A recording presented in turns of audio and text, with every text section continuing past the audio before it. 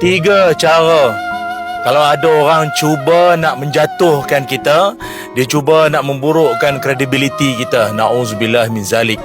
Apa dia? Pertama sekali adalah dia akan membesar-besarkan kesalahan kita, kesilapan kita, yang kesilapan kita atau kesalahan tu mungkin sikit sangat, kecil, dan kita pun sedar kesalahan tu, tapi dia besar-besarkan atau dia jadikan itu untuk mungkin kaedah dia nak character assassination kot, nak membunuh karakter kita yang selama ni mungkin orang hormati kita, orang selesa dengan kita, namun dia jadikan kita punya kesilapan tu dibesarkan untuk nak burukkan kita. Kedua, iaitu dengan cara dia menghasut orang lain.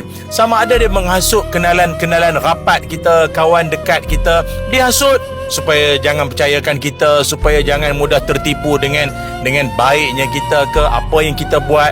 Dia hasut, atau lebih dahsyat lagi, dia menghasut keluarga kita, anak kita ke, kakak abang kita, atau mungkin ibu kita pun mungkin.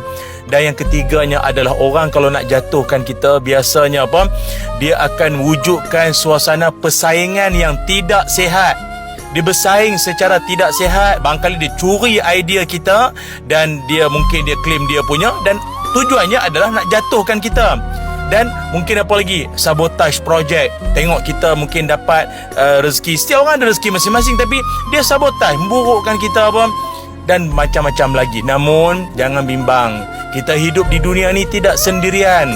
Allah Ta'ala senantiasa bersama-sama dengan orang yang bertakwa kepada Allah, beriman dan yakin pada Allah. Jangan lupa banyakkan baca ayat ini. Qulillahumma malikal mulki tu'til mulka man tasha wa tanzi'u mulka mimman tasha wa tu'izzu man tasha wa tudhillu man tasha biyadikal khair innaka ala kulli syai'in qadir.